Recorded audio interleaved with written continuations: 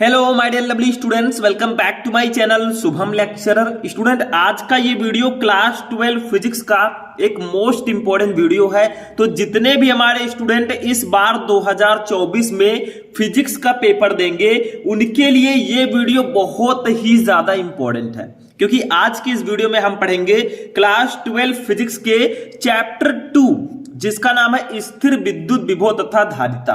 इस पूरे चैप्टर के महत्वपूर्ण प्रश्नों को या फिर आप कह सकते हैं महत्वपूर्ण टॉपिक को एक ही वीडियो में, सही सुना आपने, आप इसको एक रिवीजन क्लास भी बोल सकते हैं, क्योंकि आज के इस वीडियो में हम इस चैप्टर के जितने भी इंपॉर्टेंट क्वेश्चन हैं जो आपके लघु उत्तरीय में आते हैं, विस्तृत उत्तरीय में आते हैं, वो सारे क्वेश्चन हम इस वीडियो में कवर करेंगे। मतलब ये वीडियो बहुत ज्यादा इंपॉर्टेंट है और इस वीडियो को देखने के बाद आपको इस चैप्टर में कुछ भी पढ़ने की जरूरत नहीं पड़ेगी और जितने नंबर के क्वेश्चन इस चैप्टर से आते हैं वो आपके क्लियर हो जाएंगे।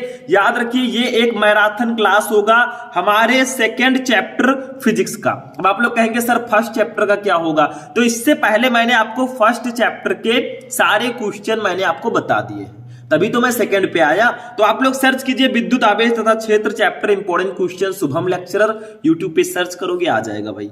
तो देखिए, इससे बाहर कुछ नहीं आएगा, बस इतना पढ़ के जाना बोर्ड एग्जाम में और छाप के आओगे। टेंशन नहीं लेने का जब तक मैं हूं, ठीक है, बस इतना पढ़ लो, ये चैप्टर आपका बिल्कुल कंप्लीट हो जाएगा। तो आपका टाइम वेस्ट नहीं करेंगे, एक एक करके हम सारे टॉपिक्स को पढ़ेंगे। मतलब आपके इस चैप्टर से चाहे वो अति लघु उत्तरीय हो, चाहे लघु उत्तरीय, चाहे विस्तृत उत्तरीय। आप लोग कह रहे थे सर आप लघु उत्तरीय और विस्तृत उत्तरीय प्रश्नों के आंसर नहीं बताते, तो हम सब कुछ बताएंगे जब तक आपको टॉपर नहीं बनाएंगे, आपको छोड़कर नहीं जाएंगे। तो चलिए स्टार्ट करते हैं। इस वीडियो को लाइक कर दीजिएगा, चैनल पर नए चैनल को सब्सक्राइब कर लीजिएगा, ताकि ऐसे ही मैं सीरीज को आगे बढ़ाता रहूं और आपकी पूरी तैयारी में करवाता रहूं। तो चलिए स्टार्ट करते हैं। सबसे पहले हम पढ़ते हैं अपने फर्स्ट टॉपिक को। तो देखिए स्टूडेंट, अगर आप चैप्टर 2 स्थिर विद्युत विभव तथा धारिता को पढ़ रहे हैं तो सबसे पहले आपको जानना होगा कि विद्युत विभव क्या होता है। हालांकि ये क्वेश्चन आपके लघु उत्तरीय में आता है, विस्तृत उत्तरीय में नहीं आता, ठीक है, लेकिन लघु उत्तरीय आपके फिजिक्स में सबसे ज्यादा नंबर के आते हैं। आप पेपर उठाकर देख लीजिए, तो भाई इसको जानना जरूरी है। तो विद्युत विभव होता क्या है, क्वेश्चन कुछ इस प्रकार से आता है। देखो, विद्युत विभव की परिभाषा दीजिए तथा इसकी विमा लिखिए, ऐसे क्वेश्चन आएगा, ठीक है। अब इसमें आपको मात्रक भी पूछा जा सकता है, तो ये आपका क्वेश्चन इस प्रकार से एग्जाम्स में आते हैं, ठीक है। तो सबसे पहले देखिए विद्युत विभव होता क्या है, पहले उसको जान लेते हैं। डेफिनेशन थोड़ा सा फिगर में आपको समझाऊंगा, उसके बाद में हम उसका फॉर्मूला, कैसी राशि है, उसका मात्रक क्या होगा, बीमा क्या होगा, वो सारी चीजें हम डिस्कस करेंगे। भाई छोड़ेंगे नहीं इसको, क्योंकि जितने भी टॉपिक हैं सारे इंपॉर्टेंट है। एक एक करके हम सारे टॉपिक्स को पढ़ेंगे, टेंशन मत लेना, बस ध्यान से इस वीडियो को फुल कंसंट्रेशन के साथ देखना। देखो, विद्युत विभव क्या होता है, इलेक्ट्रिक पोटेंशियल, एकांक धन परीक्षण आवेश को अनंत से वैद्युत क्षेत्र में किसी बिंदु तक लाने में किया गया कार्य उस बिंदु पर वैद्युत विभव कहलाता है। मतलब एकांक धन परीक्षण आवेश को, मतलब जो धन आवेश होता है, परीक्षण आवेश का मतलब उसको परीक्षण के लिए, टेस्ट के लिए यूज किया जाता है आवेश को। वैसे आवेश तो आपको पता ही होगा, परीक्षण आवेश का मतलब जिसको परीक्षण के लिए यूज किया जाए, ठीक है। तो एकांक धन परीक्षण आवेश को अनंत से वैद्युत क्षेत्र में किसी बिंदु तक लाने में किया गया कार्य उस बिंदु पर वैद्युत विभव कहलाता है। मतलब आवेश को अनंत से वैद्युत क्षेत्र में लाने में जो कार्य किया गया उसे वैद्युत विभव कहते हैं, अगर सिंपल देखा जाए तो। जैसे देखो, मान लीजिए ये आपका भैया अनंत पर एक बिंदु है, इस पर उपस्थित है हमारा धन परीक्षण आवेश प्लस क्यू नॉट। देखिए परीक्षण आवेश है तो क्यू नॉट हम लिख देंगे, और ये बिंदु कौन सा है, ये अनंत है, ठीक है, अनंत है। अब मान लीजिए इसी के पास इस साइड में देखो एक वैद्युत क्षेत्र है, ये मान लीजिए एक वैद्युत क्षेत्र है, ठीक है। ये आपका हो गया क्या, इसको हम लोग मान लेते हैं वैद्युत क्षेत्र, लिख दीजिएगा ऐसे, वैद्युत क्षेत्र, ठीक है। मान लीजिए ये आपका वैद्युत क्षेत्र है, ठीक है। अब देखिए इस धन परीक्षण आवेश को अनंत से इस बिंदु पर, मान लीजिए इस बिंदु पर हमें लेकर आना है इस धन परीक्षण आवेश को, तो भैया ये यहां पर आ गया। अब लाया हमने तो भैया कुछ कार्य करना पड़ेगा थोड़ा बहुत, तो इसका जो कार्य होता है, देखिए इस प्लस क्यू नॉट को अनंत से इस बिंदु तक लाने में जो किया गया W होगा वही उस बिंदु पर वैद्युत विभव कहलाएगा। और वैद्युत विभव इक्वल टू क्या होगा, V equal to W upon Q naught. मतलब धन परीक्षण आवेश को अनंत से वैद्युत क्षेत्र में किसी बिंदु तक लाने में किया गया कार्य जो होगा वो उस बिंदु पर वैद्युत विभव होगा। ठीक है, तो अनंत पर हमारा धन परीक्षण आवेश था, इसको हमने यहाँ पे एक वैद्युत क्षेत्र था, इसके अंदर हमने किसी बिंदु पर इस धन परीक्षण आवेश को हम लाए, तो इसमें जो कार्य करना पड़ा भाई वही वैद्युत विभव होगा, बस हो गया। तो समझ में आ गया डेफिनेशन। एकांक धन परीक्षण आवेश को अनंत से वैद्युत क्षेत्र में किसी बिंदु तक लाने में किया गया कार्य उस बिंदु पर वैद्युत विभव कहलाएगा। तो इस धन परीक्षण आवेश को अनंत से वैद्युत क्षेत्र में इस बिंदु तक लाने में जो किया गया कार्य W होगा वो वैद्युत विभव कहलाएगा। वैद्युत विभव को किससे प्रदर्शित करते हैं बताइए? वैद्युत विभव को सारी चीजें मैं आपको बताऊंगा, टेंशन मत लेना। जो भी पढ़िए फुल कंसंट्रेशन के साथ पढ़िए, ठीक है। तो वैद्युत विभव को हम लोग V से प्रदर्शित करते हैं। किससे? कैपिटल V आप बोल सकते हैं, V से प्रदर्शित करते हैं, प्रदर्शित करते हैं, ठीक है। अब मान लीजिए, देखिए थोड़ा सा और लिख दीजिएगा, थोड़ा डीपली लिखेंगे तो भाई लघुत्तरीय में आपको पूरा नंबर मिलेगा। तो ऐसे लिखिए, यदि धन परीक्षण आवेश, यदि धन परीक्षण आवेश मान लीजिए प्लस क्यू नॉट है, मानना क्या है भाई, ऊपर मैंने लिखा ही है, तो प्लस क्यू नॉट को अनंत से वैद्युत क्षेत्र में, वैद्युत क्षेत्र में किसी बिंदु तक लाने में, किसी बिंदु तक लाने में कितना कार्य करना पड़े भैया? W कार्य करना पड़े। जैसे मान लीजिए कोई सामान यहां पे रखा है, आपको इस सामान को दूसरी जगह पे ले जाना है, तो उस सामान को दूसरी जगह ले जाएंगे भैया तो थोड़ा पावर लगेगा, थोड़ा कार्य करना पड़ेगा। वैसे फिजिक्स में भी है, फिजिक्स में भी कुछ नहीं, हमारे डेली एक्टिविटीज से सारी चीजें रिलेटेड है, ठीक है। जैसे गुरुत्वाकर्षण का जो नियम दिया गया, हमारे डेली लाइफ में भी हम गुरुत्वाकर्षण की प्रक्रिया को देखते हैं। तो सारी चीजें हमारे डेली लाइफ से रिलेटेड ही होती हैं, सिर्फ आपको कॉन्सेप्ट को समझना होता है। W कार्य थोड़ा न्यूमेरिक होता है, इसीलिए प्रॉब्लम होता होगा आपको। W कार्य करना पड़े तो उस बिंदु पर विद्युत विभव का फॉर्मूला क्या होगा? उस बिंदु पर वैद्युत विभव भैया, विद्युत विभव तब क्या होगा?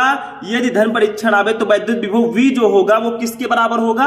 W जो कार्य करना पड़ा है उसके, और जो आपका धन परीक्षण आवेश है Q नॉट, इसके अनुपात के बराबर होगा हमारा विद्युत विभव, यानी कि V equal to W upon Q naught, या W अपान Q भी लिखते हैं, ठीक है। तो ये आपका हो जाएगा फॉर्मूला। मतलब धन परीक्षण आवेश Q नॉट को अनंत से किसी बिंदु तक लाने में जो कार्य W करना पड़ता है उसी के अनुपात को ही हम विद्युत विभव कहते हैं। अब पूछा जाता है भैया कि राशियां पूछी जाती हैं, आपको पता है फिजिक्स है, इसमें राशि भी पूछी जाएगी, कैसी राशि है हो सकता है, ठीक है। वो लिख दीजिएगा, ऐसे एक छोटा सा प्यारा सा हेडिंग डालिएगा, राशि, ठीक है। ये ग्रीन और येलो और रेड ये सब पेन मत यूज कीजिएगा, नहीं तो जो नंबर मिलना होगा वो भी नहीं मिलेगा। तो राशि ये अदिश राशि है, विद्युत विभव एक अदिश राशि है। दूसरी चीज भैया, अब आप लोग पूछेंगे सर मात्रक क्या होगा, what is the unit of electric potential? तो मात्रक भी जान लीजिए, ठीक है। मात्रक क्या होगा?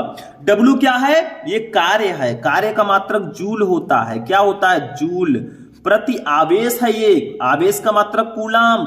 अब आवेश तो जानते ही होंगे, मैंने फुल चैप्टर पढ़ाया है। या हम इसका मात्रक वोल्ट भी लिखते हैं, बहुत इंपॉर्टेंट है ये मात्रक, जूल प्रति कूलाम, या वोल्ट हम लिखते हैं विद्युत विभव का मात्रक, ठीक है।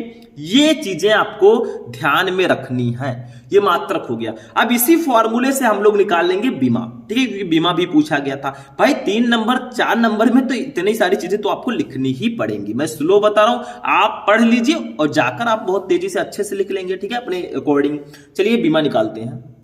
अब देखिए स्टूडेंट, इसकी बीमा क्या होगी, ठीक है। बीमा जान लेते हैं क्योंकि डायमेंशनल फॉर्मूला भी आपके क्वेश्चन में था। तो यहां पे हेडिंग डालेंगे भैया बीमा, और बीमा हम लोग डायरेक्टली तो नहीं लिखेंगे, वैसे इसकी बीमा जो होती है वो मैं बता देता हूं, फिर हम देखते हैं कैसे निकालेंगे। ML2 टी के पावर -3 ए के पावर -1, ये इसकी बीमा होती है। बट इसको निकालेंगे कैसे? अब देखिए, इसको निकालने के लिए देखिए, चूंकि हमें पता है V इक्वल टू W/Q0 होता है, W/Q0 होता है, ठीक है। ये फॉर्मूला तो आपको पता ही होगा, V इक्वल टू W/Q0। अब देखिए यहां पे आपको W का फॉर्मूला पता हो, W की बीमा पता होनी चाहिए। कार्य की बीमा जो होती है वो होती है mL2 T के पावर -2, ये कार्य की बीमा होती है। Q की बीमा क्या होगी? क्योंकि Q इक्वल टू IT होता है, I की बीमा A और T की बीमा T, AT होगा Q की बीमा, ठीक है। अब देखिए इसी को सॉल्व कर लेंगे, V की बीमा आ जाएगी। देखिए ये हो जाएगा mL2 T के पावर -2 और नीचे हो जाएगा A के पावर, देखिए ये AT है, ऊपर आएगा भैया तो A के पावर -1 हो जाएगा, T के पावर भी -1 हो जाएगा, चिन्ह बदलेगा, ठीक है। अब इसी को हम कर देते हैं, देखो ये हमारा V की बीमा आ जाएगी, ठीक है। यहां पे हम लिख देंगे ऐसे V की बीमा,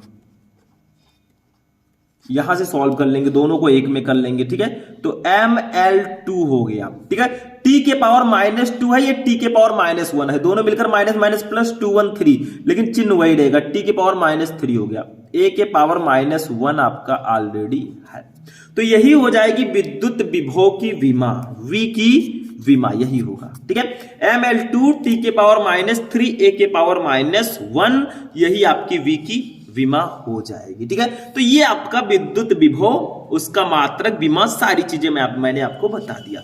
तो फर्स्ट क्वेश्चन जो हमारा इस चैप्टर का था वो कंप्लीट हो चुका है। चलिए नेक्स्ट क्वेश्चन देखते हैं। अब देखिए स्टूडेंट, हमारा जो नेक्स्ट टॉपिक है इस चैप्टर का, काफी ज्यादा इंपॉर्टेंट टॉपिक है आपके बोर्ड एग्जाम के लिए, और इससे रिलेटेड न्यूमेरिकल्स भी आते हैं। देखो टॉपिक का नाम है इलेक्ट्रॉन बोल्ट की परिभाषा दीजिए, व्हाट इज इलेक्ट्रॉन बोल्ट। देखिए सिर्फ मैं आपको इलेक्ट्रॉन बोल्ट ही नहीं बताऊंगा, एक इलेक्ट्रॉन बोल्ट की value, 1 kilo electron volt, 1 mega electron volt, 1 billion electron volt, यानी कि मिलियन इलेक्ट्रॉन बोल्ट हो गया, ठीक है, बिलियन इलेक्ट्रॉन बोल्ट, सबकी वैल्यूज भी मैं आपको बताऊंगा। ये भी क्वेश्चन काफी ज्यादा ट्रेंडिंग में रहता है। तो देखो इलेक्ट्रॉन बोल्ट होता क्या है पहले समझिए। इलेक्ट्रॉन बोल्ट कार्य अथवा ऊर्जा का एक बहुत छोटा मात्रक है। देखिए कार्य का मात्रक तो वैसे जूल होता है, ठीक है, ऊर्जा का भी मात्रक जूल, लेकिन ये जो इलेक्ट्रॉन बोल्ट है बहुत ज्यादा छोटा मात्रक है, जिसका प्रयोग परमाणु भौतिकी में करते हैं, ठीक है, छोटे छोटे में। एक इलेक्ट्रॉन बोल्ट, यहां से डेफिनेशन है मेन, एक इलेक्ट्रॉन बोल्ट वह कार्य है जो कि किसी इलेक्ट्रॉन को एक बिंदु से दूसरे बिंदु तक ले जाने में किया जाता है। मतलब एक इलेक्ट्रॉन बोल्ट वह कार्य होता है जो किसी इलेक्ट्रॉन को एक बिंदु से दूसरे बिंदु तक ले जाने में किया जाता है, जबकि उन बिंदुओं के बीच विभवांतर 1 वोल्ट हो। दूसरी परिभाषा, 2 परिभाषा मैं आपको बताऊंगा। दूसरी, एक इलेक्ट्रॉन वोल्ट वह ऊर्जा है जो कि कोई इलेक्ट्रॉन 1 वोल्ट विभवांतर द्वारा त्वरित होने पर अर्जित करता है। यानी कि एक इलेक्ट्रॉन वोल्ट वह ऊर्जा होती है जो कि कोई इलेक्ट्रॉन 1 वोल्ट विभवांतर द्वारा त्वरित होने पर अर्जित होता है। ये डेफिनेशन इजी है, इसको बिल्कुल याद रख लीजिएगा। मतलब एक इलेक्ट्रॉन वोल्ट वह कार्य है जो किसी इलेक्ट्रॉन को एक बिंदु से दूसरे बिंदु तक ले जाने में किया जाता है, जबकि उन बिंदुओं के बीच विभवांतर 1 वोल्ट हो। अब देखो भैया इसकी वैल्यू काफी ज्यादा इंपॉर्टेंट है, क्योंकि न्यूमेरिकल आता है इसकी वैल्यू से रिलेटेड। देखो एक इलेक्ट्रॉन वोल्ट, एक इलेक्ट्रॉन वोल्ट, ठीक है, या इसी को लिखते हैं हम लोग 1 EV इक्वल टू, इसकी वैल्यू कितनी होती है? देखो इसकी वैल्यू होती है 1.6 इंटू 10⁻⁻19 जूल, ठीक है। जैसे एक इलेक्ट्रॉन पर आवेश जो होता है वो कूलाम में होता है, ये भैया जूल में होगा। दूसरी चीज एक और होता है 1 किलो इलेक्ट्रॉन वोल्ट। देखिए मैं डायरेक्टली ऐसे लिख देता हूं 1 KeV, सुन तो लिए होंगे आप लोग किलो इलेक्ट्रॉन वोल्ट। तो भैया किलो इलेक्ट्रॉन वोल्ट है तो हम क्या करेंगे 1.6 इंटू 10⁻⁻19 है। भैया 1 किलो में कितने ग्राम होते हैं आप खुद जानते होंगे, 1000 ग्राम।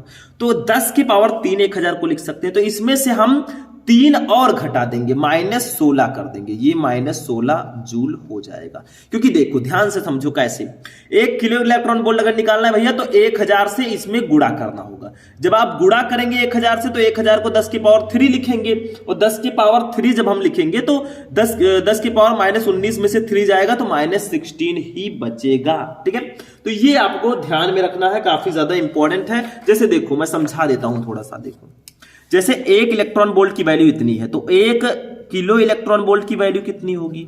तो भैया 1.6, 1 इलेक्ट्रॉन वोल्ट की वैल्यू 1.6 इंटू 10⁻⁻19 है। किलो इलेक्ट्रॉन वोल्ट भैया तो 1000 से इसमें गुणा कर दो। ठीक है, अब देखो 1 keV इक्वल टू क्या होगा? 1.6 इंटू 10⁻⁻19 इंटू 10⁻3। देखिए 1000 को हम 10 के पावर 3 भी लिख सकते हैं। ठीक है, अब देखो 1 keV इक्वल टू हमारा हो जाएगा, देखो 1.6 इंटू 10⁻- कितना हो गया? 16 जूल। वही मैंने लिखा भी है। ठीक है, 1 keV की वैल्यू। ठीक, तो ये आपका हो गया भैया 1 किलो इलेक्ट्रॉन वोल्ट की वैल्यू। ठीक है, समझ में आ गया। आगे देखते हैं। अब देखिए स्टूडेंट, 1 किलो इलेक्ट्रॉन वोल्ट भी हमने जान लिया। अब भैया 1 मिलियन इलेक्ट्रॉन वोल्ट आपसे पूछे कोई तो क्या कहोगे? 1 MeV। तो भैया मिलियन में कितने जीरो होते हैं? आप खुद ही बताइए, बताइए कितना होता है। अभी देखिए 10 लाख में कितने जीरो होते हैं, ये आपको बताना पड़ रहा है। ठीक है, वो भी हमें देखिए 1 2 3 4 5 6, इकाई दुहाई सैकड़ा हजार 10,000 लाख 10 लाख, 6 जीरो होते हैं भैया इसमें। कितने? 6। तो हम अब कितना घटाएंगे? 19 में से 6 घटा देंगे, तब कितना बचेगा? 1.6 इंटू 10⁻13 जूल। ऐसे घटाते चले जाइए मेरे दोस्त। अब आते हैं बिलियन पर। देखिए सिंपल सा है, 1 बिलियन इलेक्ट्रॉन वोल्ट, BeV, ये किसके बराबर होगा? तो इसमें से हम 9 घटा देंगे, बिलियन में 9 होता है तो 1.6 इंटू 10⁻10 जूल। सबका नाम लिख लीजिएगा, electron volt, kilo electron volt, million electron volt, और एटलीस्ट हमने बिलियन इलेक्ट्रॉन वोल्ट की वैल्यू जाने रही है। वैसे मिलियन इलेक्ट्रॉन वोल्ट तक काफी आता है आपके एग्जाम में, बाकी बिलियन नहीं आता। ठीक है, बिलियनियर बहुत कम लोग हैं। तो ये आपका हो गया नेक्स्ट टॉपिक, इलेक्ट्रॉन वोल्ट क्या होता है और उसकी वैल्यूज कितनी होती है। अब चलिए हम चलते हैं इस चैप्टर के सबसे इंपॉर्टेंट टॉपिक पे, जो एग्जाम की दृष्टि से बहुत ज्यादा इंपॉर्टेंट है। चलिए देखते हैं। अब देखिए स्टूडेंट, हमारा जो नेक्स्ट टॉपिक है ये एक डेरिवेशन है, और ये एक ऐसा डेरिवेशन है जो आपके बोर्ड एग्जाम में हर साल आता है भैया। ये डेरिवेशन बिल्कुल से पढ़ लीजिएगा। नाम है इसका, वैद्युत द्विध्रुव की अच्छी स्थिति में किसी बिंदु पर वैद्युत विभव। क्वेश्चन इस प्रकार से आता है, देखो किसी वैद्युत द्विध्रुव लिख दीजिएगा, वैद्युत द्विध्रुव की अच्छी स्थिति पर स्थित किसी बिंदु पर वैद्युत विभव का सूत्र स्थापित कीजिए। तो हम करेंगे, कुछ भी नहीं छोड़ेंगे। जब तक आपको नहीं बनाएंगे टॉपर, तब तक भैया आपको छोड़ने वाले नहीं है। तो देखिए जैसे हमने विद्युत विभव, जैसे हमने अच्छी स्थिति पर विद्युत क्षेत्र की तीव्रता निकाली थी, वैसे लगभग इसमें भी रहेगा। लेकिन उसमें बिंदु आवेश के कारण विद्युत क्षेत्र की तीव्रता का हमने फॉर्मूला लगाया था, इसमें बिंदु आवेश के कारण विद्युत विभव का फॉर्मूला लगाएंगे। देखो सबसे पहले एक विद्युत द्विध्रुव लेंगे भैया, हम 2 लोगों को ले लेंगे, ये और ये आपका विद्युत द्विध्रुव है। इसको नाम दे देंगे, ये ए भैया है और ये हमारे बी भैया है। कौन है? बी। ठीक है, अब देखिए ध्यान दीजिएगा, अभी ये विद्युत द्विध्रुव नहीं है, क्योंकि विद्युत द्विध्रुव क्या होता है? विद्युत द्विध्रुव में 2 बराबर परंतु विपरीत प्रकार के आवेश एक दूसरे से अल्प दूरी पर स्थित होते हैं। तो यहाँ पे 2 आवेश भी होंगे, एक -q होगा और एक +q होगा। दोनों विपरीत प्रकार के होंगे, तो एक -q एक +q होगा। इनके बीच की भैया दूरी भी होगी, क्योंकि जो भी है, जैसे एक आदमी रहता है दूसरा आदमी रहता है, तो उसके बीच में कुछ दूरी होती है। तो इनके बीच की दूरी जो हम ले लेते हैं, उसको ले लेते हैं भैया कितना? 2l। कितना ले लेंगे? 2l इनके बीच की दूरी है। ठीक है, अब क्या करेंगे? ये जो हमारा विद्युत द्विध्रुव है, ये ऐसे माध्यम में स्थित है जिसका परावैद्युतांक k है, ये ध्यान रखिएगा। अब देखो इसका एक मध्य बिंदु ले लेंगे भैया, इसका मिडिल पॉइंट, ये मध्य बिंदु है। ठीक है, क्या है ये मध्य बिंदु है। इनको हम नाम दे देंगे मध्य बिंदु O है, ये मध्य बिंदु O। अब एक बात बताओ, यहां से -q से +q के बीच की दूरी 2l थी, हमने बीच में से इसको डिवाइड कर दिया। तो बताइए इस -q से O के बीच की दूरी कितनी होगी? ये l होगी। कितनी होगी? l होगी। ठीक है, और इस O से इस प्लस Q के बीच की दूरी कितनी होगी, ये भी L होगी। अब दोनों को जोड़ो, L और L मिलकर क्या हो गया 2L। तो टोटल दूरी 2L थी, हमने मध्य बिंदु से डिवाइड कर दिया तो L प्लस L हो गया। अब देखिए हमें क्या करना है, वैद्युत द्विध्रुव की अच्छी स्थिति में किसी बिंदु पर वैद्युत विभव निकालना है। तो हम इसकी अच्छी स्थिति में इस O से R मीटर की दूरी पर एक बिंदु मान लेते हैं, उस बिंदु को नाम दे देंगे P।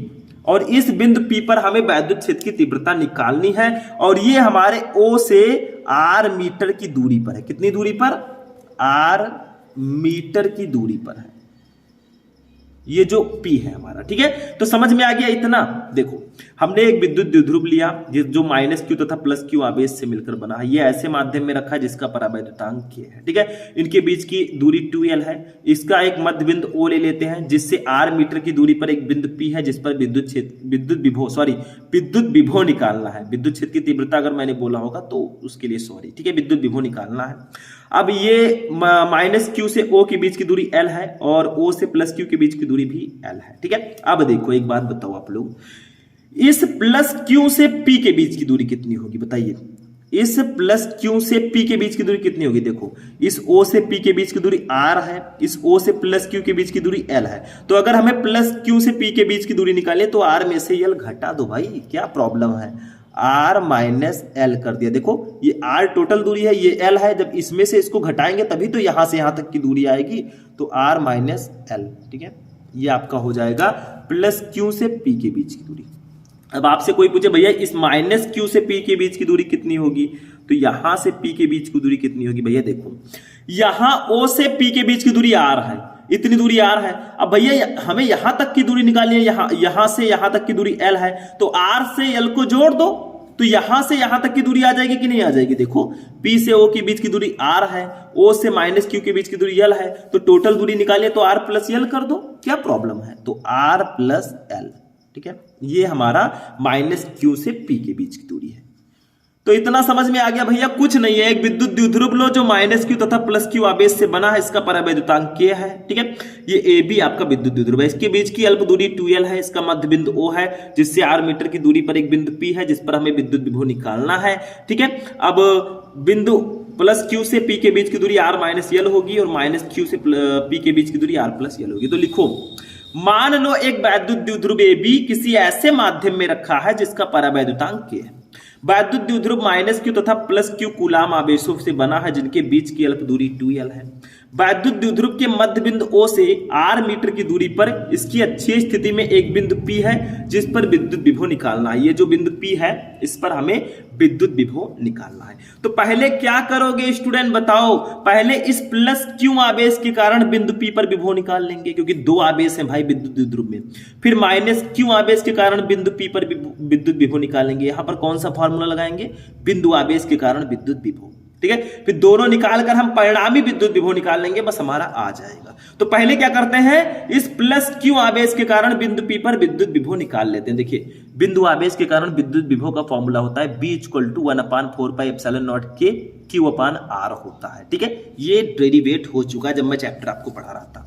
अब देखो R होता है तो यहाँ पे प्लस Q से P के बीच की दूरी R माइनस L है, तो R की जगह पर R माइनस L कर देंगे, बस हो जाएगा, ठीक है। तो चलिए हम इसको निकालते हैं। सबसे पहले हम लिखेंगे प्लस Q आवेश से, ध्यान दीजिएगा, पहले हम लिखेंगे प्लस Q आवेश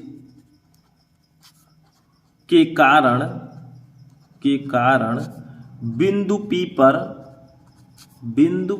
पर वैद्युत विभव, ठीक है। तो प्लस Q आवेश के कारण बिंदु P पर विद्युत विभव, इसको मान लेंगे हम B1 क्योंकि भाई दोनों के लिए निकालना है तो पहले को B1 मान लेंगे, ठीक है।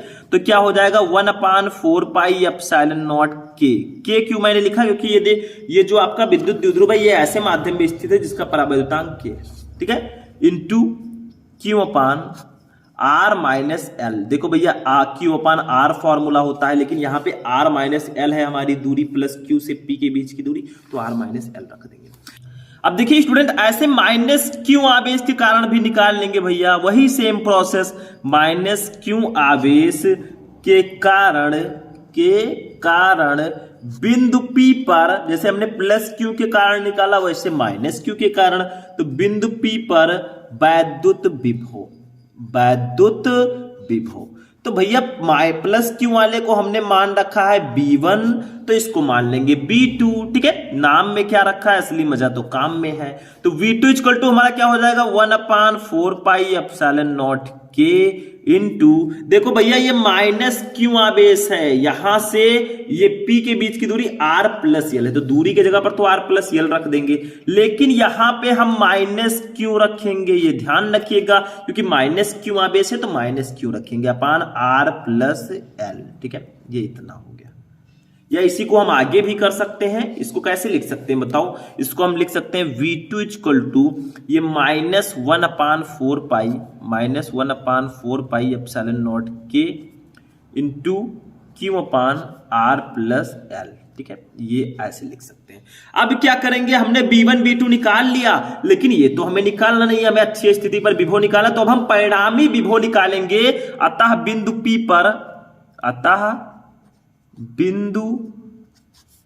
P पर परिणामी वैद्युत विभव।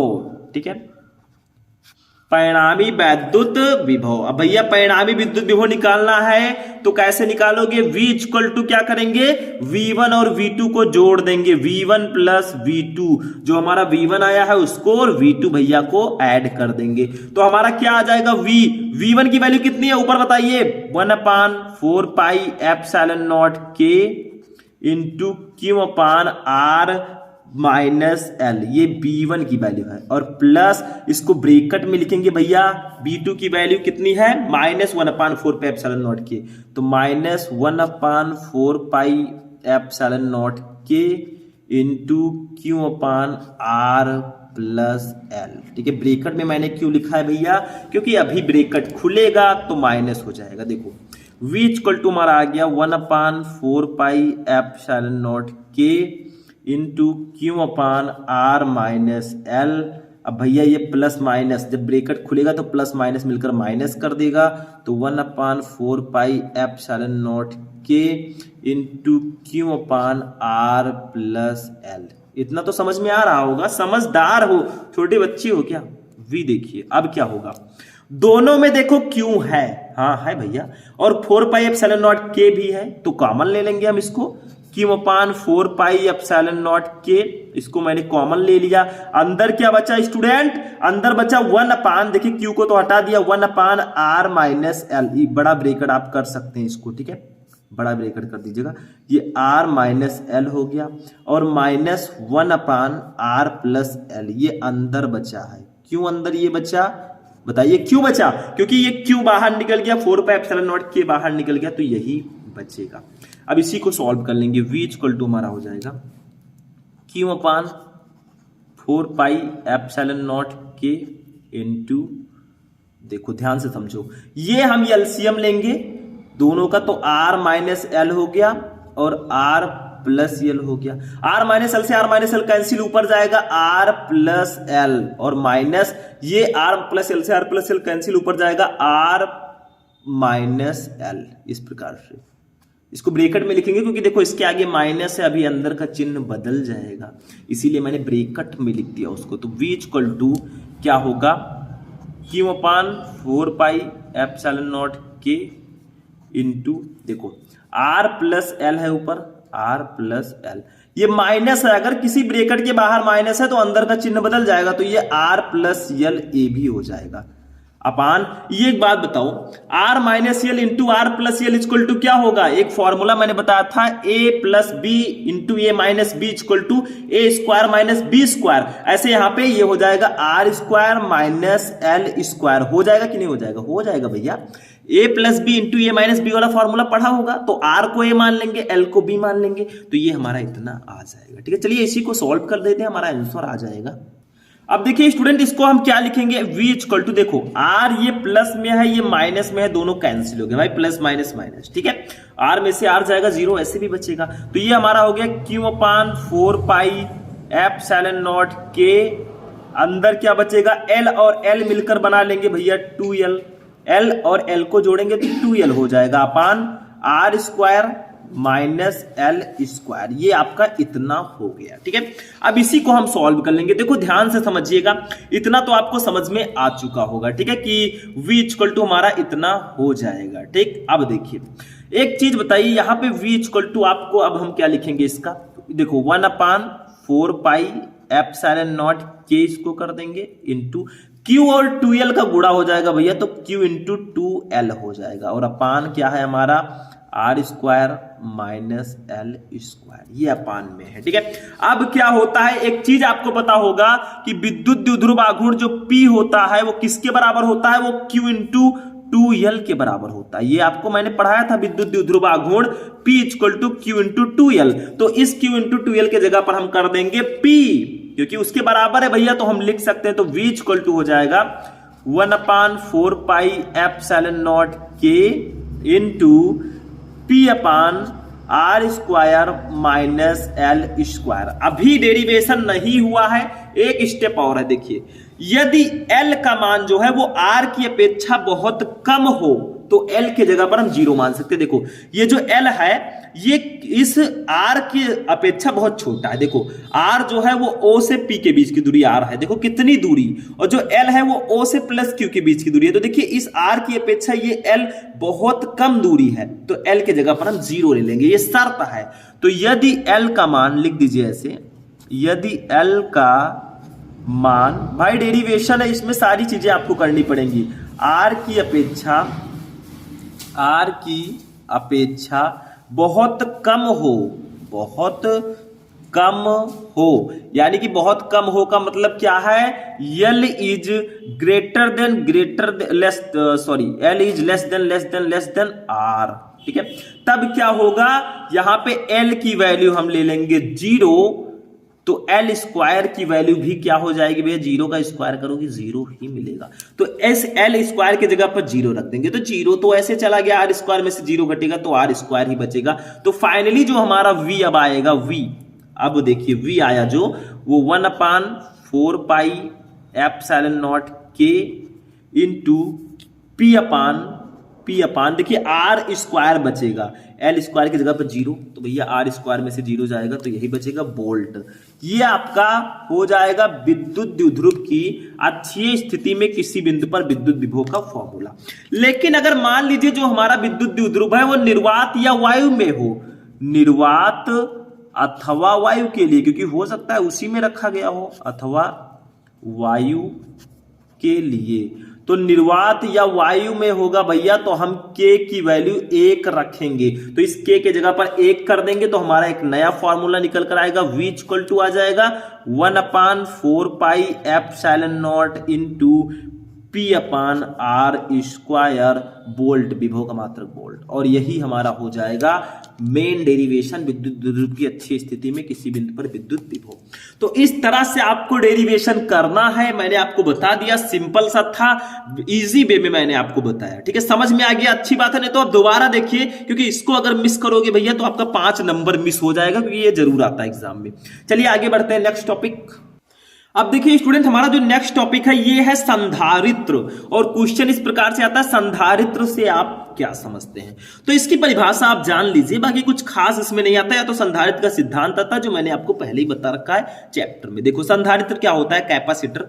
संधारित्र एक ऐसा समायोजन है जिसमें किसी चालक के आकार में परिवर्तन किए बिना उस पर आवेश की पर्याप्त मात्रा संचित की जा सकती है। मतलब संधारित्र एक ऐसा समायोजन होता है जिसमें हम चालक के आकार में और आकृति में कोई परिवर्तन नहीं करेंगे और उसमें ज्यादा से ज्यादा आवेश संचित कर पाएंगे, यही संधारित्र होता है। माना कि किसी चालक को Q आवेश देने पर उसका विभव B हो जाता है, तब चालक की जो धारिता होती है C, धारिता को हम C से डिनोट करते हैं, C equal to Q upon V होगा, ये धारिता है। ठीक है, मतलब धारिता क्या होती है, संधारित्रों में चालक में आवेशों को संग्रहित करने की जो क्षमता होती है वही धारिता होती है। ठीक है, अभी मैं आगे बताऊंगा। तो संधारित्र समझ में आ गया, 2 लाइन याद रखिएगा कि संधारित्र एक ऐसा समायोजन है जिसमें हम चालक के आकार में परिवर्तन किए बिना उस पर पर्याप्त मात्रा में आवेशों को संचित कर सकते हैं। बस हो गया, ठीक है।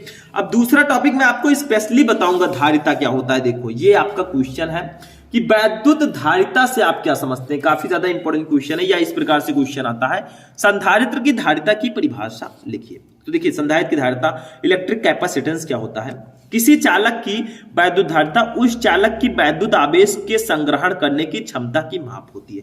यानी कि कोई चालक कितना ज्यादा आवेश संग्रहित कर सकता है, उसी की क्षमता को ही हम वैद्युत धारिता कहते हैं। जैसे हमारी भी एक क्षमता होती है, अगर कोई कह दे भैया 50 किलो आपको वजन उठाना है, हम हो सकता है आसानी से उठा दें। अगर उसको 80 कर दिया जाए तो वो हमारे क्षमता से बाहर है, तो वो हमारी धारिता नहीं है। जितना हमारे अंडर में वही हमारी धारिता है, ठीक है। तो किसी चालक की वैद्युत धारिता उस चालक की वैद्युत आवेश के संग्रहण करने की क्षमता की माप होती है। मतलब कोई चालक है, चालक में क्या होगा, चालक वे होते हैं जिनमें आवेश, जिनमें जो है धारा का प्रवाह बहुत आसानी से होता है। और चालक में क्या होंगे, गतिमान आवेश जो इलेक्ट्रॉन होते हैं, ठीक है।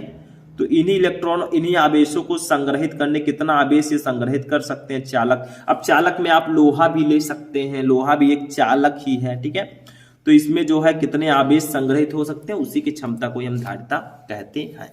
इसका एक और डेफिनेशन हमें समझना होगा, दूसरा डेफिनेशन, किस फॉर्मूला भी निकालेंगे। किसी चालक की वैद्युत धारिता चालक को दिए गए आवेश तथा चालक के विभव में होने वाली वृद्धि के अनुपात के बराबर होती है, ठीक है। यानी कि धारिता C = लिख दीजिएगा, धारिता को C से प्रदर्शित करते हैं।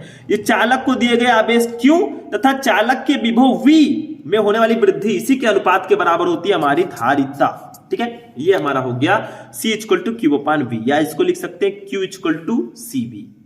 CV। अब यहां पे आप लोग कहेंगे सर C क्या है, ये धारिता है, Q क्या है, आवेश, V है विभव, ठीक है। तो ये धारिता का फॉर्मूला हो जाएगा। दूसरी कंडीशन भैया, इसका मात्रक भी जान लेते हैं, लगिए हाथ, क्योंकि मात्रक भी जानना जरूरी है। तो what is the unit of electric capacitance, ठीक है। देखिए मात्रक, मात्रक क्या होगा बताओ। Q है आवेश, आवेश का मात्रक कूलाम होता है प्रति, V है वोल्ट, वोल्ट हो जाएगा कूलाम प्रति वोल्ट, ये धारिता का मात्रक होगा। या इसका मात्रक एक और होता है भैया फैरड, आपने सुना होगा, काफी फेमस है फैरड। एक micro farad = 10⁻⁶ farad, pico farad होगा 10⁻12 फैरड, ठीक है। तो ये आपका हो जाएगा, लिख दीजिएगा। एक माइक्रो फैरड, मैं लिख देता हूं यहां पे थोड़ा सा, एक माइक्रो फैरड = होता है, ये माइक्रो फैरड है 10⁻⁶ फैरड। कोई पूछे भैया एक पीको फैरड = क्या होगा, तो ये होगा 10⁻12 फैरड के, ठीक है, -12 फैरड के, ये आपका हो जाएगा, ठीक है। Next question. तो इतना समझ में आ गया कि धारिता क्या होती है और इसका मात्रक क्या होता है, ठीक है। बीमा मैं डायरेक्टली यहां पे बता देता हूं, आप लोग निकाल भी सकते हैं, कोई दिक्कत नहीं है। बीमा, बीमा, ठीक है। बीमा क्या होगा इसका, देखो ध्यान से समझना। देखिए Q की बीमा आप रख दीजिए, V की बीमा रख दीजिए, क्योंकि C = Q/V होता है। तो फाइनली आपकी जो आएगी वो आएगा m के ऊपर -1, L के पावर -2, T के पावर 4 और A के पावर 2, ये इसकी बीमा होगी, ठीक है। अब आप लोग कहेंगे सर कैसे निकालें, तो देखिए Q की बीमा रख दीजिए यहाँ पे और V की बीमा रख दीजिए, आपकी धारिता की बीमा आ जाएगी, ठीक है। जैसे देखो कैसे निकालेंगे, मैंने डायरेक्टली तो बता दिया। यहाँ पे बीमा हम लोग हेडिंग डाल देंगे छोटा सा, हमें पता है C की बीमा क्या होगी। देखो C की बीमा, तो C की बीमा अगर आपको निकालनी है तो भैया C = होता है हमारा Q/V, Q/V, तो इसकी बीमा रख देंगे। देखो थोड़ा सा सॉल्व कर देते हैं भाई, जरूरी है, ठीक है। Q की बीमा होती है AT, क्योंकि Q = IT होता है, और V की बीमा होती है mL2, T के पावर -3, A के पावर -1, ये V की बीमा है। अभी तो मैंने बताया कुछ देर पहले आपको, ठीक है। इतना भी नहीं जानते, भूल जाते हैं तो प्रॉब्लम है आप में, ठीक है। आगे देखिए AT है आपका, AT को ऐसे रहने देंगे, इन सबको ऊपर ले जाएंगे, ऊपर लाएंगे तो चिन्ह बदलेगा। M है, इसके ऊपर -1 होगा, L है -2 होगा क्योंकि +2 है, T है -3 में तो +3 हो जाएगा, और A है माइनस में तो ये A1 हो जाएगा। इतना हो गया। अब इसी को भैया हम जोड़ के घटा के तोड़ मोड़ देंगे, काम हो जाएगा। M के पावर -1 है, बीमा हमेशा ब्रैकेट में लिखना। L के पावर -2 है, ऐसे रहने देंगे। T के पावर देखो 3 है और एक T यहाँ पे है 4 हो जाएगा। एक यहाँ A है, एक यहाँ A के पावर 2 हो जाएगा। यही बीमा होगी किसकी, C की बीमा, धारिता। बस हो गया, यही सब निकालना आना चाहिए छोटे छोटे। अगर आपको राशियों के बीमा पता है तो बहुत आसानी से आप फाइंड आउट कर सकते हैं। यही होगी वैद्युत धारिता और उसकी बीमा, उसका मात्रक, सारी चीजें मैंने आपको बताया, प्रयास पूरा था। ठीक है, तो ये हमारा हो जाएगा नेक्स्ट टॉपिक। चलिए नेक्स्ट टॉपिक देखते हैं। अब देखिए स्टूडेंट, हमारा जो लास्ट टॉपिक है भैया वो है समविभव पृष्ठ, और शायद इसमें कुछ है भी नहीं, सिंपल सा है। समविभव पृष्ठ क्या होता है? इक्विपोटेंशियल सरफेस बोलते हैं, नाम में ही सब कुछ है। यहां पे समविभव यानी कि समान विभव। देखो, किसी वैद्युत क्षेत्र में खींचा गया वह पृष्ठ जिस पर स्थित सभी बिंदुओं पर वैद्युत विभव बराबर हो, समविभव पृष्ठ कहलाएगा।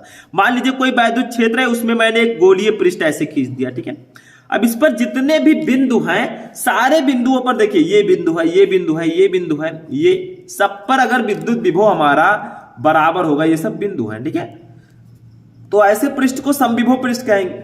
सिंपल सा है, किसी वैद्युत क्षेत्र में खींचा गया वो पृष्ठ जिस पर स्थित सभी बिंदुओं पर वैद्युत विभव बराबर हो, समविभव पृष्ठ कहलाएगा। हो गया। अब देखो, मैं लास्ट डिस्कशन आपसे करने जा रहा हूं, तो ये आपका हो गया समविभव पृष्ठ। ठीक है, समझ में आ गया ये टॉपिक। चलिए आगे बढ़ते हैं।